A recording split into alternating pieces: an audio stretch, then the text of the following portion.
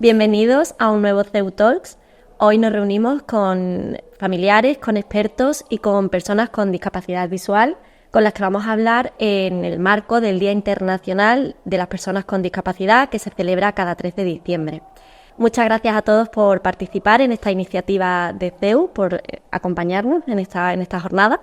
Y si os parece, vamos a empezar presentándonos y lo vamos a hacer con Natasha.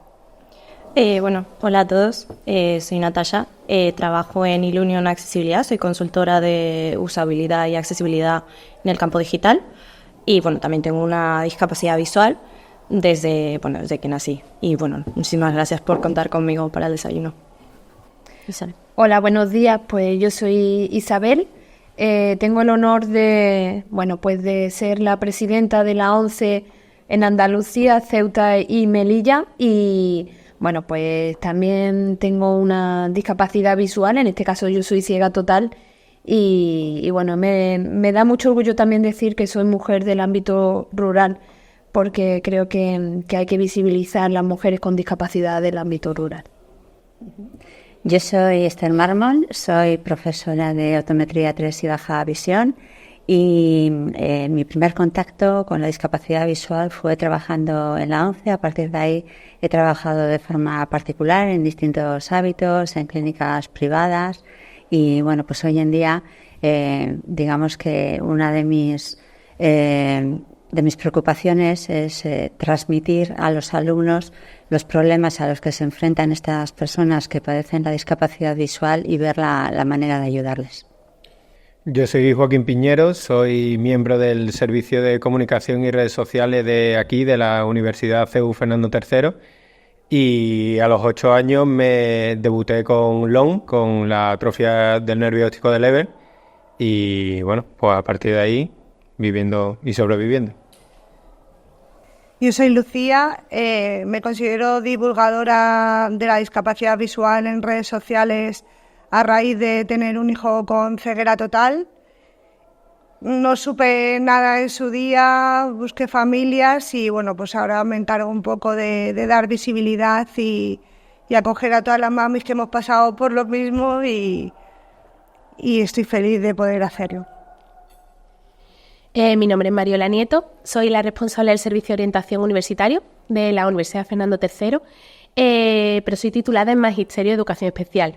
Y lo que me gustaría quizás subrayar aquí, porque es mi vocación de siempre, sensibilizar y promocionar un poco esas capacidades que parece que están como ocultas, que gracias a que vamos cambiando generacionalmente ya no es del todo así. Y muy agradecida por poder contar con vuestras experiencias y preparada para aprender en esta mañana de vosotros.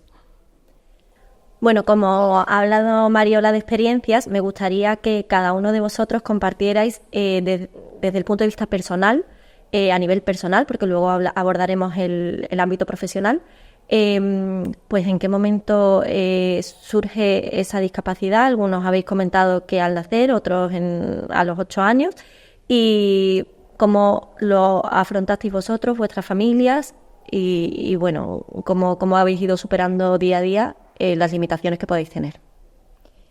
A ver, en mi caso nací con glaucoma congénito bilateral, veo muy poco, veo un 10% por el ojo derecho y por el izquierdo no veo nada, pero nací en Venezuela y me crié allí hasta, digamos mitad y mitad de mi vida España-Venezuela y para mí yo creo que no ha sido tanto problema como ha sido para mi familia, o sea, al final creo, Lucía lo sabrá mejor, el enterarte que tienes un hijo con discapacidad visual, el no saber, no conocer, mi hijo me va a ver, no me va a ver, o sea, mi madre siempre me cuenta que egoístamente su primer pensamiento fue nunca me va a poder ver y creo que eso es como algo que asusta mucho. Yo creo que empecé a ser consciente de que tenía una discapacidad visual cuando a los 8 años me mudé a España. Conozco la ONCE, veo que hay y de repente me dicen, oye, no, es que tienes más tiempo para los exámenes y te podemos adaptar las cosas y era como, pero esto que no entiendo, pero ¿por qué? Si yo toda mi vida pues entonces al final creo que a lo largo de los años es que lo he ido quizás aceptando más, o sea, aprendiendo, siendo capaz, porque para mí no tengo un límite, eso es un problemita, que es no tener límites ni miedo al miedo. y tienes que aprender también a respetar esos límites, ¿no? Y yo creo que para mí es un poco la experiencia que he tenido en la vida. Yo comparto, entre comillas, enfermedad contigo. También tengo glaucoma y en mi caso no cuento con el 10%, la tacha. Y bueno, yo nací ya siendo ciega, en un ámbito rural de no más de 300 habitantes, con unos padres pues que bueno, pues se dedicaban al campo y con muchísimas dificultades. Y bueno, yo creo que fui la primera de sus hijas, con lo que eso implica. Y bueno, yo creo que ahí cuando te nace un niño con discapacidad, al final lo que triunfa es el amor y el cariño y el querer salir adelante sin saber ni cómo ni de qué manera. Bueno, yo crecí allí sin posibilidad de escolarizarme, a pesar de que es un pueblo de Málaga, en los años 80, hasta que no salió el tema pues de la LIMI que conocéis. Quiero recordar que en el 83 los niños y niñas con discapacidad no podían ir a colegios ordinarios y mis padres querían que yo me criase en mi ambiente, con lo que se me niega la educación hasta que no tenía 12, 13 años, yo era analfabeta y bueno, porque la alternativa era colegios internos de la ONCE y no, para mis padres no era una alternativa, con lo que eso supuso muchas dificultades que al final forjan una personalidad fuerte, positiva, que te impulsa, que no lo que decía Natasha, ¿no? Que no ves ningún límite y que bueno, que ni tú ni tu familia podéis permitiros quedaros sentados en casa, con lo que o eres valiente, no hay mucho más donde elegir y cómo seguir. Yo me siento bastante identificada contigo. Nosotros también vivimos en un pueblo muy pequeño, 400 habitantes, y me acuerdo la primera reunión que tuve con la psicóloga, la asistenta social, la atención temprana, la maestra de la ONCE. Yo le dije, me tengo que ir a vivir a una ciudad.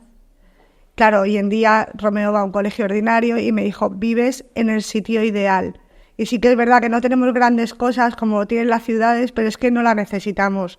O sea, el campo, el monte es, que es un estimulador total de los sentidos y tenemos mucha suerte de poder vivir donde vivimos, porque creo que eso le va a ayudar muchísimo a él. Pero qué importancia la red de apoyo familiar.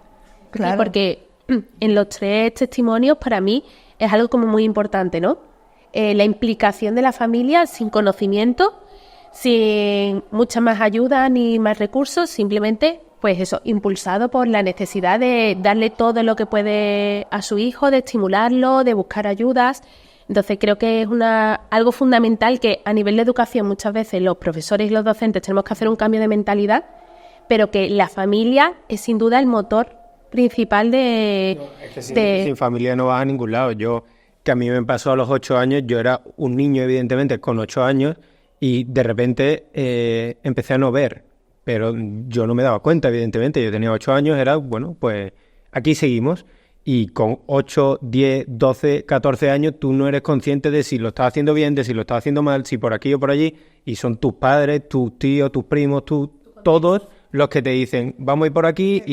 Y mi madre me dice siempre, yo notaba que tú no veías porque me agarrabas la mano. A lo mejor le agarraba la mano un momento, el resto del tiempo yo me iba para allá y me iba con mis amigos y mi madre estaba en el balcón mirando así diciendo, esperemos a ver si este viene o no viene o ya se la han llevado. O cómo viene. Claro, y hace poco yo le dije a mi madre, digo, yo creo que la habéis hecho bien, que ustedes sabéis que a las madres no siempre se les dice las cosas buenas. Digo, yo creo que lo habéis hecho bien porque no nos habéis sobreprotegido, sino que mi madre me decía, ¿tú te crees que a mí no me dolía cuando tú ibas a jugar con tus amigos al fútbol, no sé qué, no sé cuánto, y no te sacaban nunca? Digo, pero es que es lo normal. Si juegas en una pista blanca con un balón blanco, lo normal es que no juegue porque no va a haber el balón. Y ella se quedaba allí sufriendo, no decía nada y veía a las madres al lado, es que mi niño no juega, es que no sé qué, no sé cuánto. Y decía mi madre, bueno, pues si no tiene que jugar, ya jugará otro día o no jugará nunca. El pan de cada día. Al final. Muy bien, yo quería poner de manifiesto también que aquí pues estamos escuchando los testimonios de personas que han tenido esta baja visión desde el principio, ¿no? Pero yo creo que es algo que muchas veces en general se asocia, bueno, a mí no me ha tocado esto de baja visión, no he nacido con ello y me he librado y bueno, pues esto parece que es una cosa que les pasa a otros, ¿no? Pero sin embargo, yo me he encontrado en mi día a día, en mi consulta y demás, que bueno, que al final la baja visión nos puede llegar a todos y que efectivamente son más los casos incluso de personas que tienen baja visión ya por problemas, por patologías derivadas del envejecimiento y demás, que muchas veces por problemas congénitos, o sea que es algo que nos puede llegar en cualquier momento a cualquiera de nosotros y más hoy en día donde la esperanza de vida es muy larga y generalmente tenemos mucho tiempo también para desarrollar patologías. Y hay patologías tan comunes como, por ejemplo, una diabetes, una hipertensión, un glaucoma, que también es muy habitual en pacientes ya pues a medida que vamos cumpliendo años, una miopía magna que no deje de crecer. Pues todo eso son enfermedades muy habituales que nos pueden llevar a cualquier condición de estas, ¿no? Por tanto, es muy importante, además de sensibilizarnos con todas las personas que lo padecen desde que son pequeños o jovencitos, tener en cuenta que es algo que nos puede llegar. Eso es muy interesante porque en la ONCE hay una amplia parte, la gran mayoría de personas afiliadas pertenecen al rango de 55 en adelante. Yo creo que si no la mitad, casi que qué. Y hay a raíz de lo que tú comentas, a nosotros nos preocupa infinitamente que es una cuestión ampliamente discutida y ya muy diagnosticada, que es la soledad no deseada. Y cuando surgen estos problemas en la edad adulta, tendemos a dejar en casa a nuestros mayores porque nos da cierto miedo de sacarles a la calle, de pasear, de que hagan actividades, y no puede ser así porque precisamente esa lacra de de la soledad no deseada en la edad adulta tenemos que competir contra ella, haciendo que haya redes de socialización con esas personas, exactamente, conociendo gente, encontrando lugares públicos donde poder compartir momentos de ocio. Entonces hay que ir un poco más allá de la propia familia, que no puede porque está evidentemente en su vida, pero me parece muy interesante lo que comentabas. De verdad que hay que tenerlo en cuenta. La sociedad no puede olvidarse de nuestros mayores, son los que nos han traído hasta aquí, los que nos han regalado este país que tenemos y esta sociedad y estos avances, y por tanto hay que estar a su lado. Y que en esos momentos tengan baja visión o ceguera no significa que tengamos que alejarlos de la sociedad. Es muy importante. Te pongo el ejemplo. Al lado de mi pueblo hay una persona ciega total que siempre que me ven con Romeo, pues aquí en el pueblo hay un hombre, y yo no conozco al hombre. O sea, todo el mundo sabe. No se conoce, ¿no? No, pero que no sale, que no sale. No ha tenido oportunidad de relacionarse con otras personas. Todo el mundo sabe que hay un ciego que a mí me encantaría conocer porque me gustaría pues que me contara su experiencia. Yo qué sé, ¿no? Un poco de acercamiento, y todo el mundo sabe que hay, pero no sabe dónde, ¿sabes? Quiero ir a conocerle. Y eso pues no socializa absolutamente nada. Se quedó ciego a partir de 50 años, aún existiendo ya la ONCE, y bueno, me imagino que habrá tenido su proceso personal, pero que la familia no hace porque se relacione, para acoger todas esas adaptaciones y recursos que hoy en día tenemos, que podría hacer una vida no, es que lo más fácil es, o sea, lo más fácil, entre comillas, es hacer eso. O sea, si mi madre a mí me hubiera cogido de la mano todos los días al colegio, ida y vuelta, y yo te hago la cama, yo no sé qué, yo no sé cuánto, pero sería menos independiente seguro. No sería capaz de hacer nada. Entonces, el riesgo, digamos, de pues eso, de que llegue la sobrina de este señor y lo saque a la calle, que a lo mejor se choca y se hace una brecha. Bueno, ¿y qué hacemos?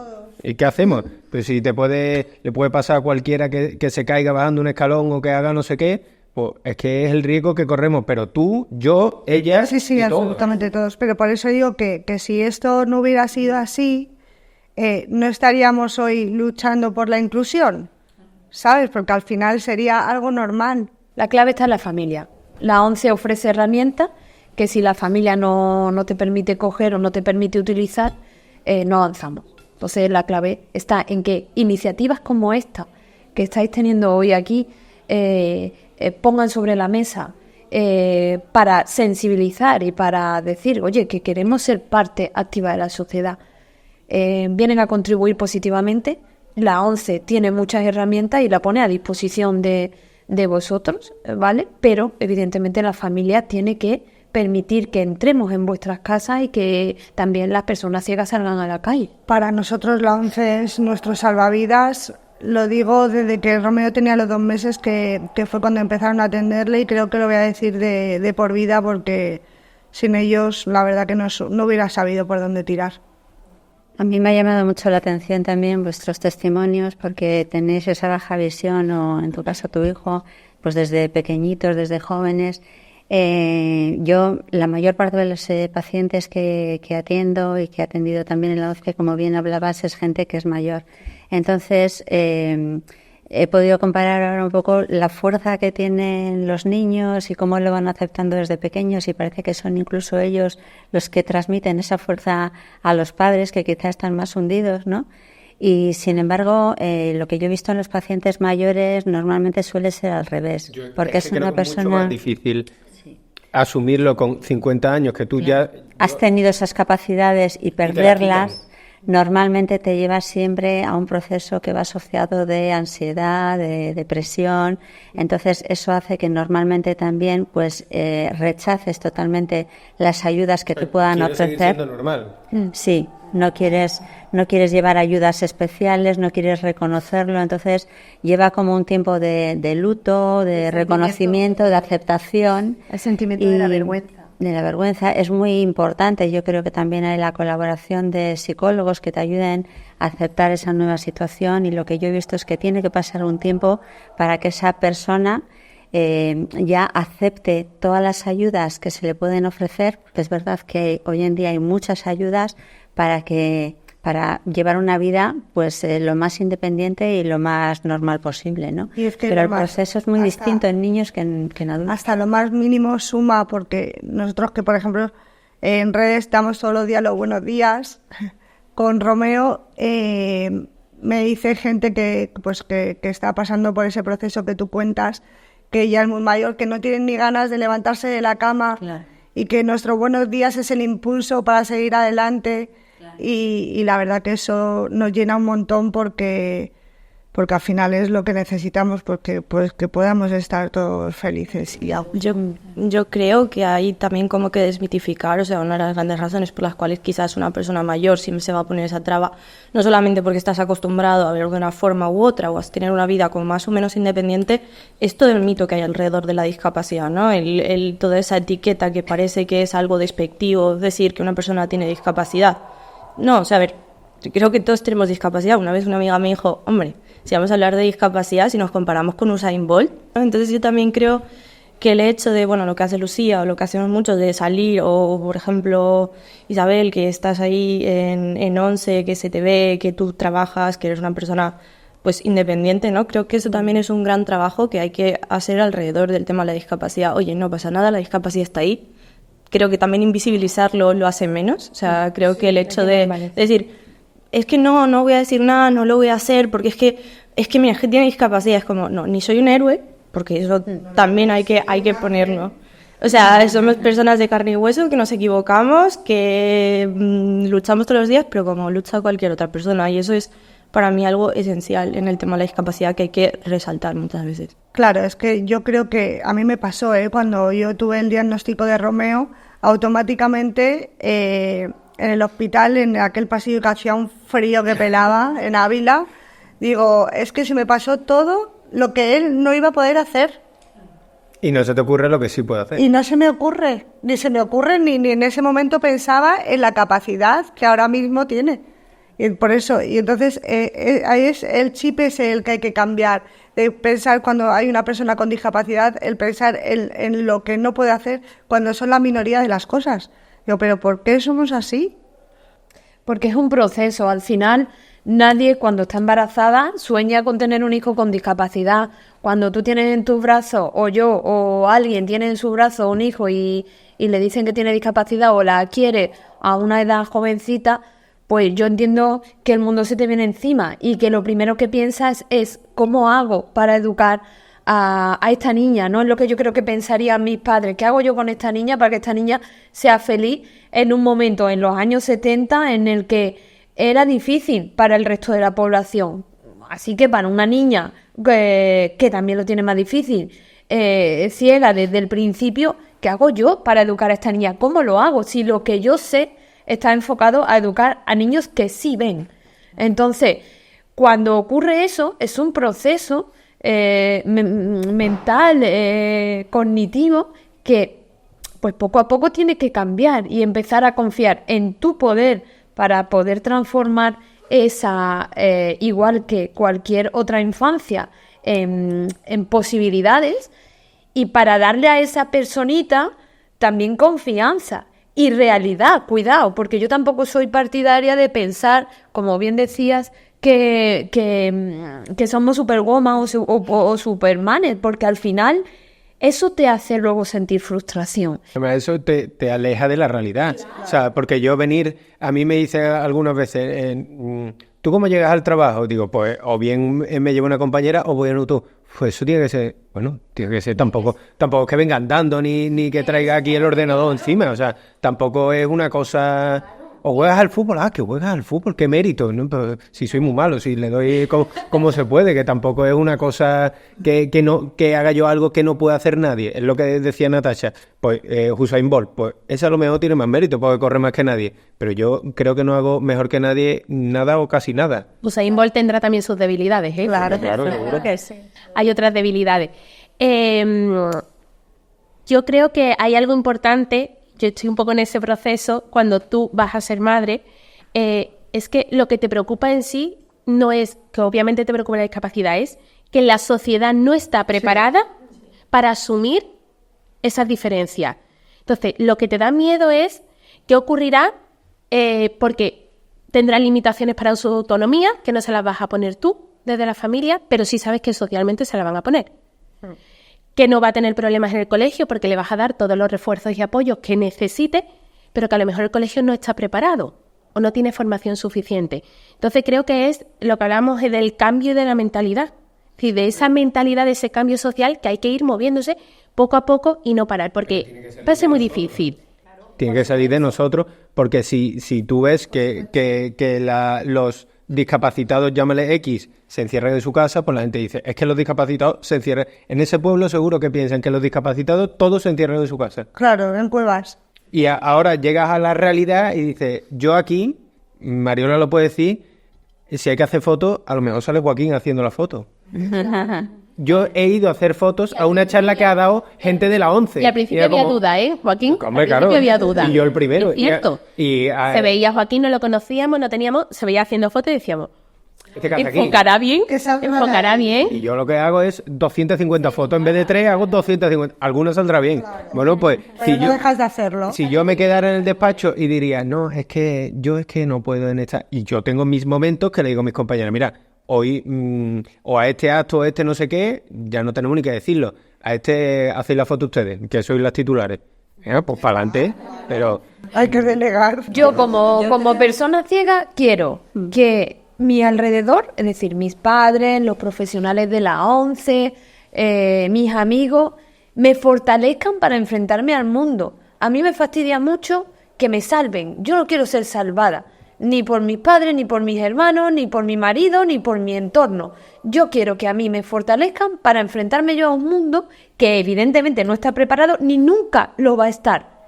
Al nivel que queremos, no desde Nunca. ¿Por para qué? nadie tampoco. Porque nosotros avanzamos y el mundo avanza. Y es verdad que vamos a resolver cuestiones, pero se van a empeorar otras. Entonces, nunca, jamás va a estar a nuestra medida. ¿Qué tenemos que hacer? Vamos a fortalecer a la persona con discapacidad para que no desfallezca cuando tiene que enfrentarse a limitaciones. Y vamos a darle, si no tenemos herramientas, vamos a darle herramientas para que las busque.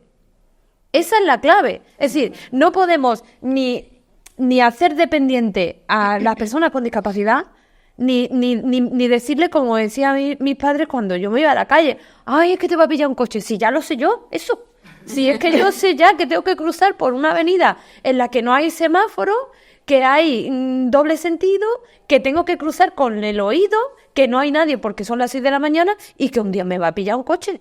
Pues no me asustes más ya del susto que yo tengo en el alma, ¿sabes? Entonces, la clave está en fortalecer y preparar para el mundo en el que vivimos, no cambiar el mundo para nosotros, sino prepárame para que yo vaya al mundo que es un horror, pero para mí y para todo el mundo. Sí. Claro, pero yo creo que hay también, como decía Joaquín, una parte importante es también la persona que sufre la discapacidad, no quedarse en casa e involucrarse en la sociedad y demás.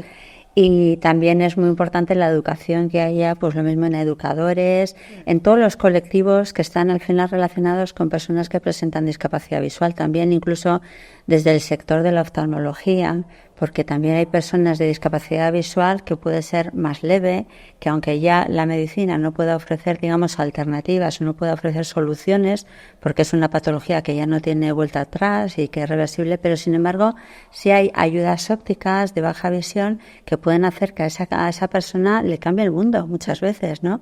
Y sin embargo yo me he encontrado con muchísimos pacientes que han pasado por un montón de sitios hasta que finalmente han encontrado un profesional que les podía ayudar.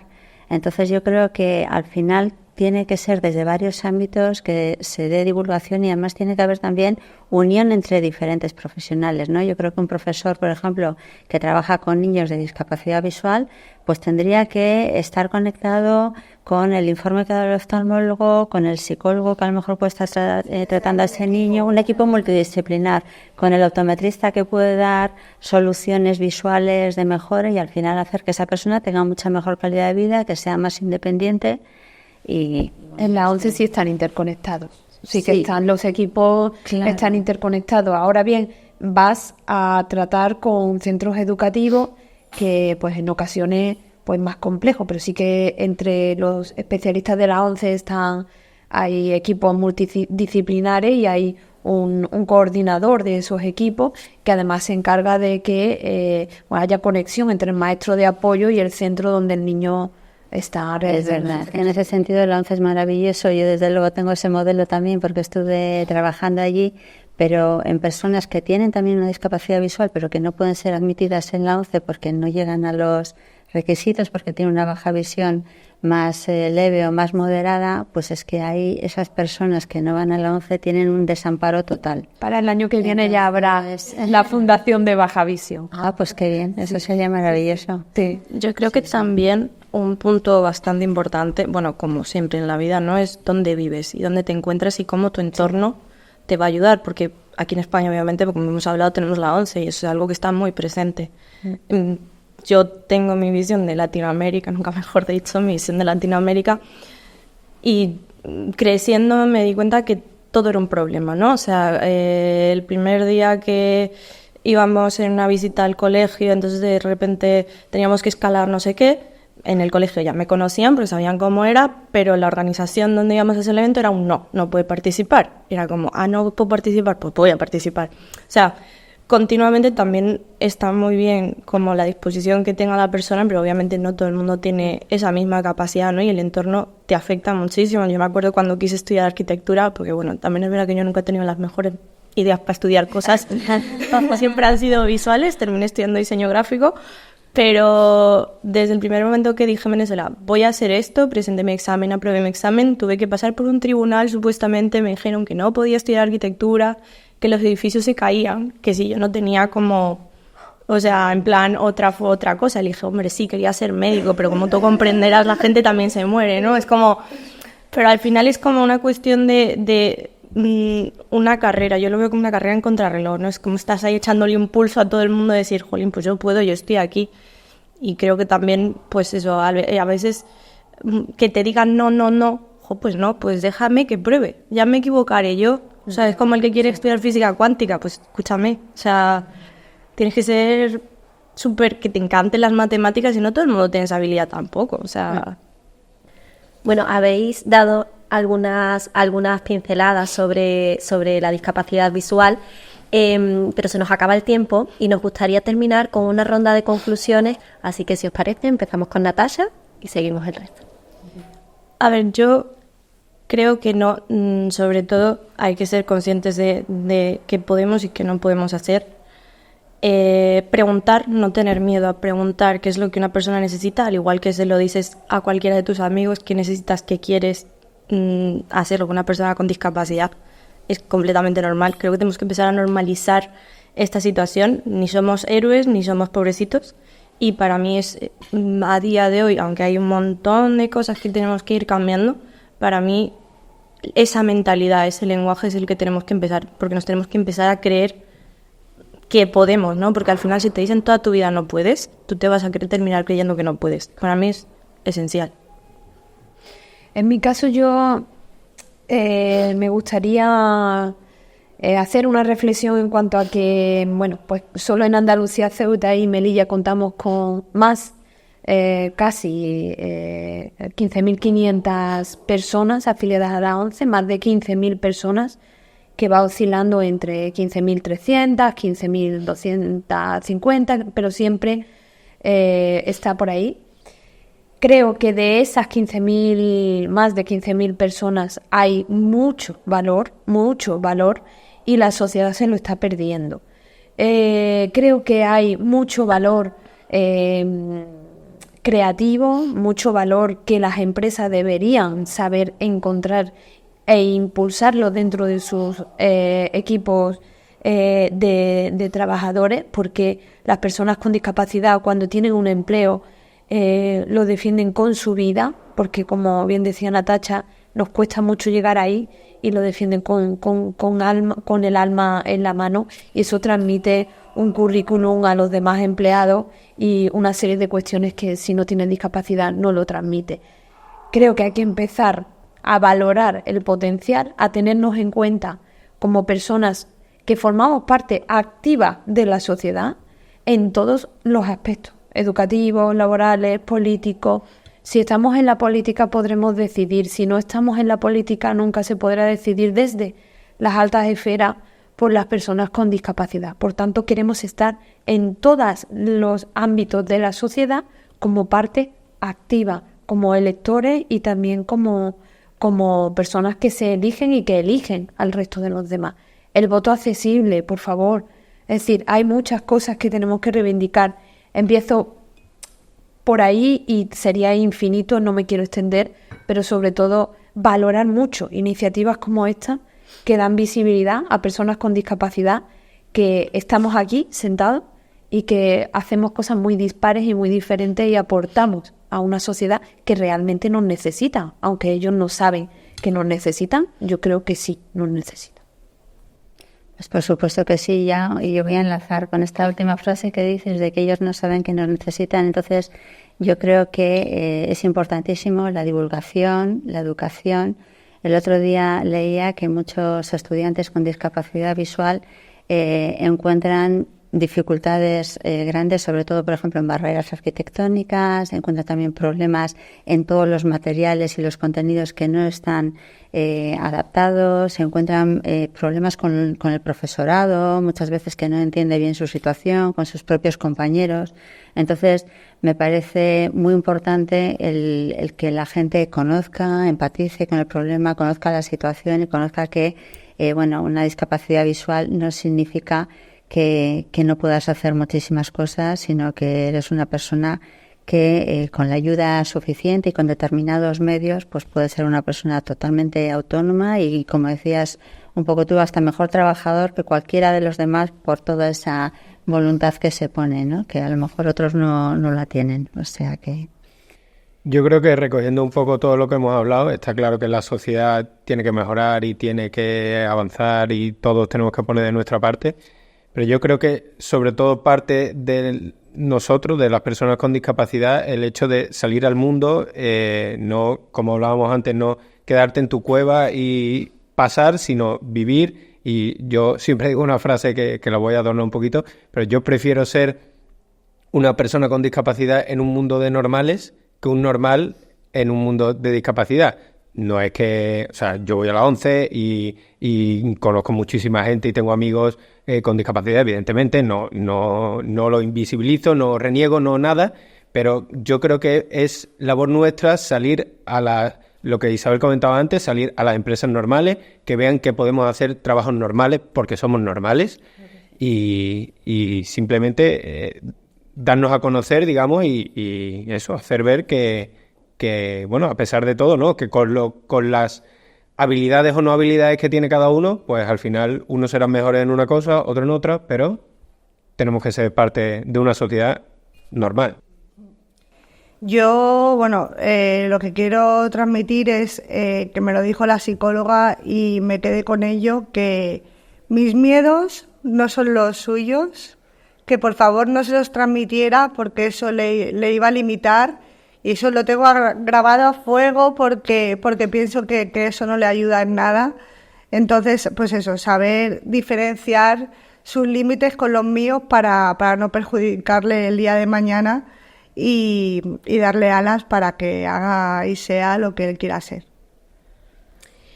Pues yo finalizaré hablando un poco de la educación. Creo que los docentes tenemos un compromiso adquirido socialmente con las personas y tenemos que seguir formándonos, ser críticos con nuestra propia labor y no adaptar, sino diseñar ya de manera ajustada a una clase que es diferente, que puede haber no solo una discapacidad visual, sino muchos alumnos con otras limitaciones, con otros potenciales, y empezar a pensar ya en eso, en el diseño previo y no en el ajuste continuo. Interesante.